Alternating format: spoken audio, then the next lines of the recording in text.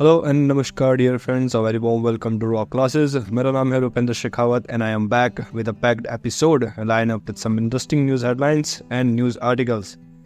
Dear friends, जैसा कि आपको पता है, ये हमारी करंट अफेयर्स की सीरीज़ है। हम इसके अंदर बात करते हैं न्यूज़पेपर एनालिसिस की, हम देखते हैं कुछ आर्टिकल्स एंड इंटरेस्टिंग हेडलाइंस को भी, लेकिन इसके साथ साथ हम डिस्कस करते हैं the thought of the day, ऐसे कुछ थॉट्स या ऐसे कुछ कोट्स जो हैं हमारी ज़िंदगी में जो पॉजिटिव आउटकम्स लाने की कोशिश करते हैं। तो डियर फ्रेंड्स, इस सीरीज़ के द्वारा मेरा एम है कि मैं आपकी पर्सनैलिटी डेवलपमेंट पे ध्यान दूँ, प्लस आपसे रिक्वेस्ट भी करूँगा कि मैं जो थॉट्स आपके साथ शेयर करता हूँ आप उस पर कहीं ना कहीं थोड़ा सा अपना चिंतन करें, so that you gain a gist of it. तो dear friends, now let's move towards the quote of the day. जो आज का कोट है, worry never robs tomorrow of its sorrow, it only saps day of its joy. Dear friends, आप जो चिंता करते हैं ना किसी भी चीज़ को लेकर, हो सकता है आपके मार्क्स को लेकर हो या इन फ्यूचर, या आप जो सोचते हैं ना कि आगे क्या होगा इन सब चीज़ों को लेकर, तो आपकी जो चिंता है वो आपके जो कल के दुख थे उनको नहीं मिटा देगी, बल्कि ये आपके जो आज का जो खुशी है या जो आज की हैप्पीनेस है उसको कहीं ना कहीं ख़त्म ज़रूर कर देती है। तो कहने का मतलब ये है कि दोस्तों, कि आप जो चिंता करते हैं ना किसी भी चीज़ को लेकर, हो सकता है आप चाहे अपनी हेल्थ वाइज हो या मार्क्स के अकॉर्डिंग हो, जैसे आप अभी स्टूडेंट्स हैं तो आपको ज़्यादातर चिंता होती होगी अपनी मार्क्स को लेकर कि मेरे मार्क्स कैसे आएंगे, तो उन सभी चीज़ों को लेकर आपको चिंता नहीं करनी है। डियर फ्रेंड्स, चिंता करने से आपके जो मार्क्स या जो पहले हो चुका है, मान लीजिए कि आपके जो रिसेंट एग्ज़ाम हुए थे या किसी के एग्ज़ाम हुए होंगे पहले, तो मान लीजिए कि अगर किसी के एग्ज़ाम नंबर कम आए होंगे तो वरी जो करते हैं ना, हम चिंता करते हैं कि नंबर कम आ गए and all of the things. तो उन सब चीज़ों पे अपना ध्यान देने के बजाय you have to think about the upcoming events, जो आगे आने वाला है उस चीज़ को लेकर आपको फोकस रहना चाहिए। आपकी जो चिंता है वो आपके जो कल का दुख था, आपने जो कल सह लिया है उस चीज़ को लेकर, तो वो मिटा नहीं देगा, बल्कि जो आपकी आज की खुशी है, जैसे आप आज का जो पल है वो आपसे ज़रूर छीन लेती है चिंता। तो डियर फ्रेंड्स, ये था आज का quote from the book life's amazing secret. तो मैं चाहूँगा कि आप इस पे थोड़ा सा चिंतन करें एंड कोशिश कीजिए आप प्रेजेंट पे रहने की। इट्स नॉट वेरी इजी कि आप प्रेजेंट में रह सके, कहना आसान है, बट मैं चाहूँगा कि आप इस पर थोड़ा चिंतन करेंगे तो you will definitely gain lead in that. आप एक टाइम आएगा जब आप एक जो अपना कहते हैं ना कि प्रेजेंट मोमेंट, इसमें जीना स्टार्ट करेंगे एंड चिंताओं से मुक्त रहेंगे। तो जैसे कि आप बैकग्राउंड देख पा रहे हैं, you will always be smiling whatever the situation is. So dear friends, ये था आज का quote and now let's move towards the question of the day. आज का सवाल है, who is the first Indian athlete who won individual gold medal in which Olympics. Dear friends, ये जो सवाल है ये आपको कहीं ना कहीं जो करंट अफेयर्स अभी जो चल रहे हैं, यानी मैं कहूँ कि अभी जो हॉट टॉपिक्स चल रहे हैं उनमें से ये सवाल मैंने आपके सामने पुट किया है। ये हो सकता है कि स्टैटिक जीके का सवाल है एंड जब आप इसका आंसर देखेंगे, अगर आपको इसका आंसर पता है तो please do let me know in the comment section below. अगर आपको इसका आंसर नहीं पता है तो मैं आपसे रिक्वेस्ट करूँगा कि आप इसको लेकर जो है थोड़ा सा रिसर्च कर लें and then stick your answer in the comment sections. Bharat के ऐसे एथलीट का नाम बताइए जो इंडिविजुअली जिन्होंने गोल्ड जीता है और कौन से ओलंपिक्स में उन्होंने वो गोल्ड मेडल जीता था। तो ये इस क्वेश्चन का जो है आपको जवाब देना है मुझे। नाउ डियर फ्रेंड्स, आज है 25 ऑफ सितंबर। आज हम देखेंगे news editorials and analysis of Hindu newspaper. तो आज का हमारा एडिटोरियल जो है वो है simultaneous polls but only in presidential system. Dear friends, इस टॉपिक के बारे में या इस जो ये हमारा आर्टिकल है, इस चीज़ को लेकर हमने पहले भी डिस्कस किया है। तो मैं आपको जो प्रोज एंड कॉन्स हैं वो तो आपको पता ही है, लेकिन एक अलग जो राइटर है उनका एक पॉइंट ऑफ व्यू भी देने की कोशिश करूँगा, जहाँ पे जो राइटर ने लिखा है कि कैसे वन इलेक्शन, हम बात करते हैं ना वन नेशन वन इलेक्शन की, तो वो कैसे फीजिबल नहीं है हमारे पार्लियामेंट्री फॉर्म ऑफ डेमोक्रेसी या पार्लियामेंट्री फॉर्म ऑफ गवर्नमेंट के अंदर। तो now let just move towards the points. जो पहला पॉइंट है कि introduction of one nation one bill. देखिए दोस्तों, आपको पता होगा कि हाल ही में केंद्र सरकार ने एक जो आइडिया है वो सामने पेश किया है कि हमें ज़रूरत है वन नेशन वन पोल की। कहने का मतलब ये है कि जैसे हम बात करते हैं ना कि एक डिफरेंट स्टेट्स के अंदर विधानसभा के चुनाव होते हैं या स्टेट लेवल पे हम बात करें लोकसभा के चुनाव होते हैं, तो इन सभी चीज़ों को एक साथ लाने की बात की गई है। बताया गया है कि कैसे इन चीज़ों के द्वारा हम जो ओवरऑल वोटिंग के अंदर या हम कहें कि जो पोलिंग होती है उन सभी के अंदर जो खर्चा होने वाला होता है या मैन रिसोर्सेज का यूज़ होता है, उन सभी को कम करने की कोशिश की जाएगी इस स्कीम के द्वारा या इस एक्शन के द्वारा। To dear friends, this concept would require curtailment of assembly terms in states where they do not align with the Lok Sabha election schedule. तो डियर फ्रेंड्स, ये जो पहला पॉइंट है इसके अंदर यही बताया गया है कि कैसे ये वन नेशन वन इलेक्शन जो है उसको कैसे इम्प्लीमेंट किया जा सकता है। And democratic implications in this system, government require the confidence of majority in the legislature. Difference जैसा कि हमको पता है हम लोग वोट करते हैं अकॉर्डिंग टू अवर चॉइसेस। जो हमारी चॉइस होती है उसके अकॉर्डिंग हम वोट करते हैं। अपनी जो कैंडिडेट्स होते हैं, आपके जो एरिया के कैंडिडेट्स होते हैं, उनको आप कहीं ना कहीं वोट देते हैं। तो जो फॉर्म ऑफ गवर्नमेंट है हमारे यहाँ पर डेमोक्रेसी है। तो डेमोक्रेसी में हमारा एक जो रोल होता है, एक पब्लिक का जो रोल होता है, वो एक खासा इंपॉर्टेंट रोल होता है, क्योंकि हम ही रिस्पॉन्सिबल होते हैं। हम जो सरकार चुनते हैं वही कहीं ना कहीं पावर में आती है and they will form the laws for the country. However, simultaneous election would eliminate the possibility of mid-term elections. Different जैसा कि बताया गया है कि पॉसिबिलिटी जो होती है ना मिड टर्म इलेक्शंस की, वो कहीं ना कहीं समाप्त हो जाती है। This could lead to either minority governments और the imposition of presidential rule. Difference बताया ये गया है कि कैसे अगर हम मान लीजिए कि आज हमने अगर इस चीज़ को इम्प्लीमेंट कर दिया, मान लीजिए कि हमने सभी विधानसभा यानी कि जितने भी स्टेट्स हैं उन सभी की विधानसभा की इलेक्शंस एंड जो लोकसभा की इलेक्शन है वो हमने एक साथ कंडक्ट करवाई, तो होगा क्या कि मान लीजिए कि जो हम कहते हैं ना कि एक मेजॉरिटी होती है, जो पार्टी मेजॉरिटी में होती है वही तो सरकार बनाती है। मान लीजिए कि उस जो पार्टी है जो कि अभी रूलिंग पार्टी है, तो मान लीजिए उसके कुछ नेता जो है वो अपना माइंड चेंज कर लेते हैं and they decided to shift from one party to another. तो उस समय होगा क्या कि जो कॉन्फिडेंस होता है, हम कहते हैं कि कॉन्फिडेंस मोशन होना चाहिए कि सभी की एक वो हम बात करते हैं कि कैसे मेजॉरिटी होनी चाहिए। तो वो मेजॉरिटी जब नहीं रहेगी तो ऑब्वियस सी बात है सरकार गिर जाएगी। और जब एक साथ इलेक्शन कराने के बाद मान लीजिए कि 6 महीने बाद में किसी स्टेट के अंदर सरकार गिर जाती है, तो उस समय पे जो मिड टर्म इलेक्शन है वो विजिबल नहीं होंगे, वो पॉसिबल नहीं हो पाएंगे। तो इसके कारण क्या हो सकता है कि या तो हम जो माइनॉरिटी गवर्नमेंट है या तो जो सरकार के पास कॉन्फिडेंस है या सरकार के पास मेजॉरिटी नहीं है वही रन कर दी जाए उस स्टेट की गवर्नमेंट को, या फिर हम वहाँ पे प्रेसिडेंशियल फॉर्म ऑफ जो गवर्नमेंट है उसको इस्टेब्लिश कर सकते हैं। तो ये दोनों तो चीज़ें हैं ना कि दोस्तों की एक तो वो पार्टी जिनके पास मेजॉरिटी नहीं वही रन कर रही है किसी स्टेट को, या फिर उसी स्टेट के अंदर काफ़ी लंबे समय तक अगर हम वो लगा प्रेसिडेंशियल फॉर्म ऑफ गवर्नमेंट लगा देंगे, तो ये कहीं ना कहीं डेमोक्रेसी जो है उसके लिए एक पॉजिटिव साइड जो है, या फिर मैं कहूँ पॉजिटिव इम्पैक्ट नहीं है उस डेमोक्रेसी के लिए। Presidential system as a solution, देखिए फ्रेंड्स, राइटर ने बताया कि कैसे हमारे पास एक और ऑप्शन है, वो है presidential system as a solution. देखिए तो हमारी जो लोकतंत्र है हमारा, हम कहते हैं ना कि डेमोक्रेसी है हमारी, डेमोक्रेसी के अंदर में हमारी जो फॉर्म ऑफ गवर्नमेंट है वो है एक पार्लियामेंट्री फॉर्म ऑफ गवर्नमेंट। जैसा कि आपको पता है कि पार्लियामेंट के 3 फॉर्म यानी कि 3 मेंबर्स होते हैं, जैसे कि Lok Sabha, Rajya Sabha and the president. All these combined and form a parliament. Difference presidential form of government जो होती है, आपको जैसे पता है कि यूनाइटेड स्टेट्स में जो है प्रेसिडेंशियल फॉर्म ऑफ गवर्नमेंट होती है, वहाँ पे सिर्फ एक प्रेसिडेंट होता है and no other than that. तो one nation one poll only be feasible if India switches to presidential form of government.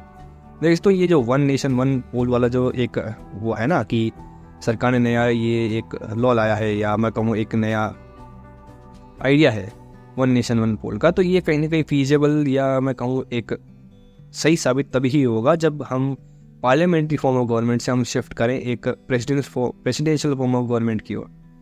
तो ऐसे सिस्टम के अंदर होगा क्या दोस्तों कि जो प्रेसिडेंट है या गवर्नर जो भी रूल करने वाले हैं प्रेसिडेंशियल फॉर्म ऑफ गवर्नमेंट में, तो उस चीज़ के अंदर हमें जो हमारा कॉन्स्टिट्यूशन है उसके अंदर काफ़ी चेंजेस लाने की जरूरत पड़ सकती है। In such a system the president is directly elected and does not rely on confidence. देखिए दोस्तों, प्रेसिडेंशियल फॉर्म ऑफ गवर्नमेंट जो होती है उसके अंदर डायरेक्टली प्रेसिडेंट को चूज़ किया जाता है। हमारे इंडिया के अंदर हम एक पार्टी के नेता को वोट करते हैं एंड वो जो नेता है वही मेजॉरिटी में से एक प्राइम मिनिस्टर को चूज़ करते हैं। तो कहीं ना कहीं ये एक हम बात करते हैं ना कि एक कॉन्फिडेंस जो होता है, या फिर मैं कहूँ जब मेजॉरिटी होती है तो उसके बाद में ही कोई पार्टी किसी नेता को प्राइम मिनिस्टर बनाती है। लेकिन प्रेसिडेंशियल फॉर्म ऑफ गवर्नमेंट में ऐसा नहीं है, क्योंकि एज ए मैं बात करूँ पॉपुलेशन, हमारी इंडिया पॉपुलेशन है, तो जब वोट करते हैं तो जब presidential form of government establish हो जाएगा तो हम कहीं ना कहीं एक डायरेक्ट पर्सन को ही वोट देने वाले हैं। तो उसमें कोई वो बात ही नहीं रहेगी कि उसके पास कॉन्फिडेंस है या नहीं है, या कॉन्फिडेंस इन द सेंस कि मेजॉरिटी है या कि नहीं है। तो मेजॉरिटी हो चाहे ना हो, हमने सीधा जो वोट दिया है वो सीधा प्रेसिडेंट को दिया है। तो president has the power from the people. President के पास जो पावर है या प्रेसिडेंट जो चुना गया है वो डायरेक्टली लोगों के द्वारा चुना गया है, तो उनको ज़रूरत नहीं पड़ेगी उस समय भी किसी मेजॉरिटी की। तो ये एक प्लस पॉइंट बताया गया है कैसे प्रेसिडेंट फॉर्म ऑफ गवर्नमेंट है वो एक वन नेशन वन इलेक्शन जो है उसके अंदर कहीं ना कहीं कारगर साबित हो सकती है। अमेंडमेंट्स बिल्कुल रिक्वायर्ड होंगे दोस्तों, जब हम as a country, as a whole country shift करेंगे from parliamentary form of government to presidential form of government. तो कहीं ना कहीं जो हमारे कॉन्स्टिट्यूशन है उसके अंदर बताया गया है कि कितने हमारे डिफरेंट आर्टिकल्स हैं। हमारा जो हम बात करते हैं ना कि एक बेसिक स्ट्रक्चर जो है उसको चेंज करने की ज़रूरत बताई गई है कि कैसे चेंज हो सकता है या नहीं हो सकता है। तो बताया गया कि include require significant amendments to the Indian Constitution, including changes to articles related to executive and legislation.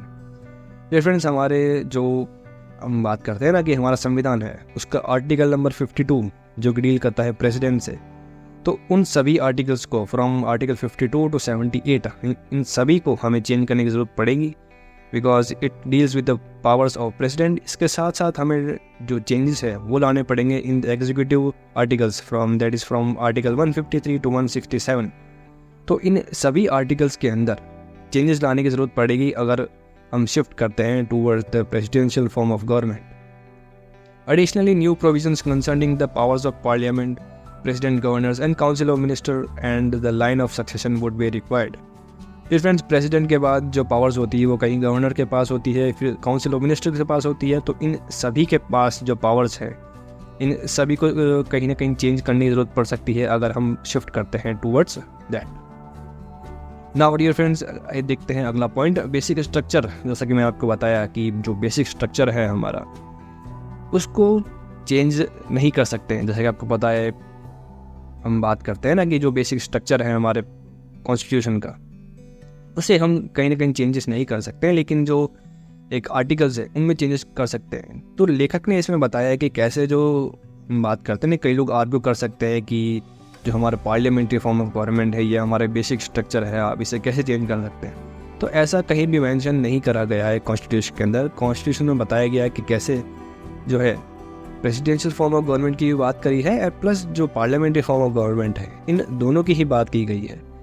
देखिए फ्रेंड्स, जब हम बात करते हैं ना कि प्रेसिडेंशियल फॉर्म ऑफ गवर्नमेंट है तो इसका मतलब ये नहीं है कि एक जो बेसिक स्ट्रक्चर है उसको हिलाया जाएगा, या जो जनता की बात करते हैं हम डेमोक्रेसी की बात करते हैं तो ऐसा नहीं है कि डेमोक्रेसी को कहीं ना कहीं नुकसान पहुंचेगा। क्योंकि देखिए दोस्तों, जो प्रेसिडेंशियल फॉर्म ऑफ गवर्नमेंट है वो यूनाइटेड स्टेट्स में भी है, तो ऐसा नहीं है कि वहाँ पे लोगों की सुनी नहीं जाती या लोगों को कोई रोल नहीं है, वहाँ भी लोगों का रोल है। And the government is going so well in that country.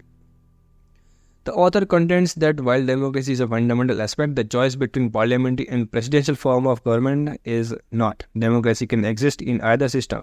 जैसा कि डिस्कस किया हम लोगों ने कि डेमोक्रेसी जो है वो मेंटेन रहेगी चाहे हम प्रेसिडेंशियल फॉर्म ऑफ गवर्नमेंट पे स्टिक रहें या हम जो है पार्लियामेंट्री फॉर्म ऑफ गवर्नमेंट पे स्टिक रहें।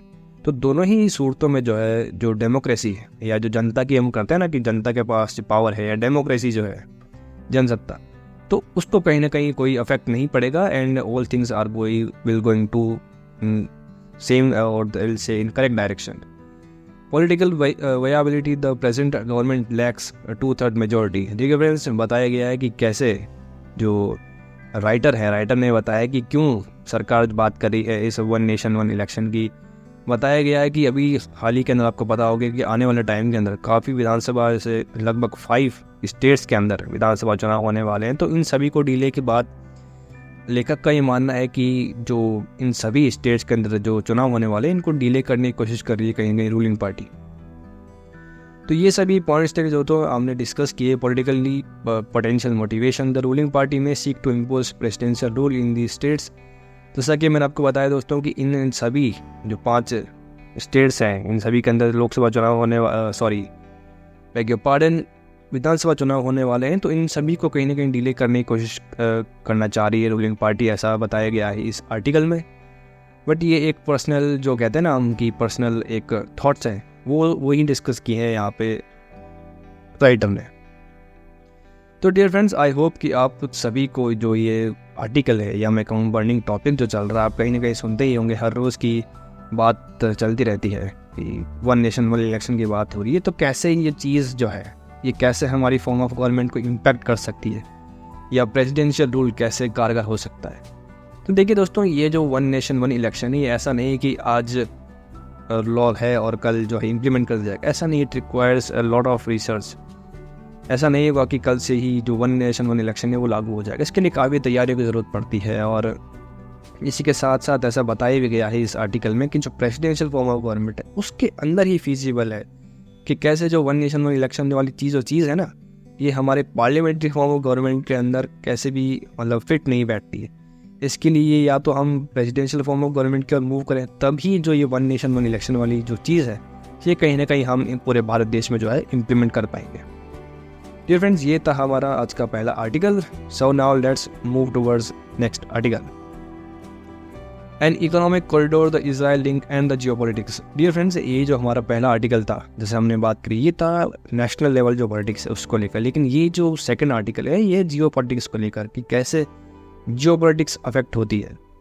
डियर फ्रेंड्स, मैंने आपको जैसे हर बार बताता हूँ कि आप वीडियो को लाइक करना या ना करना एक पर्सनल चॉइस हो सकती है, लेकिन एक मैं आपको जब कहता हूँ ना कि पूरी वीडियो देखनी है तो आपको पूरी वीडियो देखनी है। अगर आप चाहें तो इस वीडियो को 1.5x भी कर सकते हैं स्पीड अनुसार, ताकि आपको जो चीज़ है, अगर आपको लगता है कि धीरे हो रहा है, हम धीरे डिस्कस कर रहे हैं, तो आप इसके अकॉर्डिंग स्पीड को चेंज कर सकते हैं। बट मेरी आपसे रिक्वेस्ट ज़रूर रहेगी कि आप पूरा जो वीडियो है इसको ज़रूर देखें, ताकि you will get the insight of every article या फिर एवरी जो हम न्यूज़ डिस्कस करते हैं इन सभी का आपको एक जस्ट मिले। Now friends, let's move towards the article. ठीक है दोस्तों, अभी हाल ही के अंदर हमको पता है कि G20 की जो मीटिंग है वो यहाँ पे कंक्लूड हो रही है हमारे भारत देश के अंदर। और इस G20 की मीटिंग जो है इसके अंदर हमने देखा कि पहले हमारे डिस्कशन में हमने देखा कैसे हमारा जो एक स्टैंड था वो एक न्यूट्रल स्टैंड था। हम चीज़ों को बैलेंस करने में विश्वास रखते हैं as a India, as a country. We don't go for extreme south और एक्सट्रीम नॉर्थ। हम किसी भी और एक झुकाव नहीं रखते हैं। हमारा एक खुद का एक पक्ष है जो कि है एक न्यूट्रल, जो न्यूट्रल पक्ष जिसे कहते हैं ना। तो भारतीय सरकार जो हर एक मीटिंग्स होती है वहाँ पे अपना कहीं ना कहीं जो इंस्टांस होती है उसको न्यूट्रल रखने की कोशिश करती है। हाल ही के अंदर G20 प्रेसिडेंसी भारत ने संभाली थी और इसके अंदर कुछ जो कॉम्प्लेक्स मुद्दे हैं या ग्लोबल इश्यूज़ हैं जैसे climate change, under development, wealth concentration, poverty, इन सभी चीज़ों पर डिस्कस किया गया था और चीज़ों को और आसान बनाने की कोशिश की गई थी एट द वर्ल्ड लेवल। देखो तो इस G20 मीटिंग का जो कुछ आउटकम्स थे वो ये थे कि हमने जो अफ्रीकन यूनियन है उसको G20 के अंदर इंक्लूड किया है। प्लस हमने डिस्कस किया है या G20 मीटिंग के अंदर जो डिस्कस हुआ है वो है rail and shipping corridor connecting India, West Asia and Europe. तो ये भी एक काफ़ी अच्छा स्टेप्स था जो लिया गया G20 के अंदर और इंक्रीज़ किया गया है एशिया अफ्रीका जो हम कहते हैं ना कॉरिडोर या एशिया अफ्रीका रिलेशंस है, इन सभी को बढ़ाने की बात की गई है। प्लस हमने देखा कैसे बायोफ्यूल अलायंस जो है इंडिया, ब्राज़ील एंड अमेरिका, इन्होंने बायोफ्यूल अलायंस के अंदर कुछ कंट्रीज़ को और जोड़ा है to make biofuel more accessible to this world. तो ये थे कुछ नोटेबल आउटकम्स इस G20 के, क्योंकि ग्लोबल लेवल पे चीज़ों को डिस्कस किया गया था, ग्लोबल इश्यूज़ को सॉल्व करने की बात कही गई थी। प्लस जो मैं आपको जैसे बता रहा हूँ कि कुछ कमिटमेंट्स या कुछ नोटेबल आउटकम्स निकले इस G20 मीटिंग के, वो हमने डिस्कस किए कि जो इंडिया, एशिया, यूरोप का कनेक्टिंग रूट हो, चाहे वो बायोफ्यूल अलायंस हो, इन सभी चीज़ों के ऊपर ध्यान दिया गया है। इन सभी चीज़ों के द्वारा जो है वर्ल्ड को एक साथ हिलाने की बात की गई है। डियर फ्रेंड्स, दिल्ली डिक्लेरेशन जो साइन हुआ था या मैं कहूँ एक जिसे कहते हैं ना कि एक माइलस्टोन या एक सक्सेस जिसे कहते हैं, G20 की सक्सेस कैसे दर्शाई जाए, तो उस सक्सेस को दर्शाने के लिए ही दिल्ली डिक्लेरेशन जो है वो साइन किया गया था सभी कंट्रीज़ के द्वारा। दोस्तों, दिल्ली डिक्लेरेशन में हुआ क्या है कि एक इस टाइप का एक वो हम कहते हैं ना कि एक कंक्लूसिव पेपर जो होता है या किसी चीज़ का एक सक्सेसफुली हो जाना, तो वो एक दिल्ली डिक्लेरेशन के रूप में सामने आया है। The joint statement issued at the summit is emphasises because of the current fractured international order and power struggles. जो भी इस वर्ल्ड के अंदर हम देख रहे हैं कि कैसे टसल चल रही है चीज़ों को लेकर, तो उनके बीच में अगर हम सभी चीज़ों को साथ ले आते हैं ऑन द पेपर या फिर ऑन द टेबल, सभी कंट्रीज़ को एक साथ ले आते हैं, तो ये कहीं ना कहीं एक जीत है। और इस जीत को दर्शाने के लिए दिल्ली डिक्लेरेशन नाम से एक जो हम देखते हैं ना कि एक स्टेटमेंट जारी किया गया था इन द G20 मीटिंग। तो ये एक खासा, जो हम कहते हैं ना, वर्ल्ड पीस को लेकर एक खासा इम्पोर्टेंट स्टेप था from India. Although it does not explicitly name Russia for its aggression against Ukraine. देखिए दोस्तों, अगर जो रशिया का स्टैंड है एट यूक्रेन, जो भी है, अभी हम देख रहे हैं कि कैसे अग्रेसिव नेचर दोनों ही कंट्रीज दिखा रही है एक दूसरे के प्रति, तो उसको लेकर इंडिया का जो स्टैंड है वो ऐसा नहीं है कि वी शुड बैन रशिया या ऐसा कुछ स्टैंड नहीं रखा है। बट इंडिया ने सीधे तौर पे, या मैं कहूँ कि एक वर्ल्ड लेवल पे एक मैसेज दिया है कि कैसे हमें जो यूनाइटेड नेशंस के जो हम कहते हैं ना कि सॉवरेनिटी है या प्रभुता जो होती है, तो उस सॉवरेनिटी को बनाए रखना है हमारी टेरिटरीज के अंदर, कि कैसे हम वॉर की ओर ना जाके कैसे हम पीस की ओर जा सकते हैं, कैसे ट्रेड के द्वारा, कैसे समिट्स के द्वारा, या कैसे एक दूसरे के साथ हाथ मिला के हम चीज़ों को और बेहतर बना सकते हैं, ना कि ऐसे वॉर के द्वारा। या जैसे कि देखा हमने, रशिया ने ब्लैक सी जो ग्रीन इनिशिएटिव था उसको बैन कर दिया था यूक्रेन के लिए। तो उन सभी चीज़ों को नकारते हुए, या मैं कहूँ सभी चीज़ों को कंसिडर में नहीं लेते हुए, इंडिया ने एक अलग वे में बताया है कैसे कि हम चीज़ों को वर्ल्ड लेवल पे एक साथ रख सकते हैं। Diplomatic consideration, India aimed to craft collective statement that would satisfy all members, and given the divergent interest and position of key players like India and United States, China and Russia. देखिए दोस्तों, diplomatic balancing जो act है ना India के द्वारा, जैसे मैंने आपको बताया कि इंडिया का जो इंस्टांस होता है वो हर जगह न्यूट्रल होता है, तो वो इसीलिए होता है ताकि जो वर्ल्ड है, इस वर्ल्ड के अंदर पीस एंड प्रॉस्पेरिटी बनाई जा सके। इस वर्ल्ड के अंदर जो सभी देश हैं वो एक साथ आके डेवलपमेंट की बात कर सके, ना कि वॉर की बात कर सके। इसीलिए आपने देखा होगा कि जो G20 का थीम था इस बार, वसुधैव कुटुंबकम, the whole world is a family. तो फैमिलीज के अंदर जैसे हम देखते हैं ना कि एक जो लड़ाई होती है या किसी भी तरीके का टसल होता है, वो किसी लेवल पे एक प्रोग्रेसिव नेचर का नहीं होता है, ताकि इसके बजाय तो हम सभी को एज अ फैमिली, सभी कंट्रीज़ को एज अ फैमिली साथ आना चाहिए एंड वर्ल्ड डेवलपमेंट की बात करनी चाहिए कि कैसे ह्यूमन काइंड को और ज़्यादा हम डेवलप कर सकते हैं फ्रॉम दिस स्टेज। तो इकोनॉमिक कॉरिडोर, दोस्तों इकोनॉमिक कॉरिडोर की बात की गई थी, जैसे मैंने आपको बताया, हमने डिस्कस भी किया था कि कैसे वेस्ट एशिया, यूरोप और इंडिया को कनेक्ट किया जाएगा through different train and sea route. The rail ship route aims to transport good from India to Europe through United Arab Emirates. देखिए यूएई जो है, या सऊदी अरब या जॉर्डन, इसराइल, जो ये सब देश हैं, इनका काफ़ी अच्छा खासा रोल रहेगा दोस्तों इस कॉरिडोर के अंदर, क्योंकि ये एक मिडिल ईस्ट कंट्रीज़ हैं, इन सभी का role in this route is very important and very crucial. The project challenges China's belt and road initiative. देखिए दोस्तों, चाइना का जो बेल्ट एंड रोड इनिशिएटिव है BRI, जो पाकिस्तान में चल रहा है, जो कनेक्ट करेगा पाकिस्तान के एक पोर्ट को टू चाइना, तो उसके द्वारा जो चाइना का एक्सपोर्ट है इन द वर्ल्ड, वो बढ़ाने की बात की गई थी चाइना के द्वारा in this belt and road initiative. तो इसको काउंटर, या फिर मैं कहूँ इस जो प्रोजेक्ट है इसका एज ए चैलेंज लेते हुए, जो USA का एक एम है, या मैं कहूँ मिडिल ईस्ट या इंडिया या फिर यूरोपियन यूनियन का जो एक एम है कि कैसे इस ट्रेड रूट को बढ़ाया जाए, एक दूसरे के साथ ट्रेड को बढ़ाया जाए, ताकि जो हम कहते हैं ना कि इकोनॉमिक जो ग्रोथ है वो हो सके। तो इसीलिए इकोनॉमिक कॉरिडोर की बात की गई थी G20 के अंदर, to connect all this Middle East countries, Europe and India.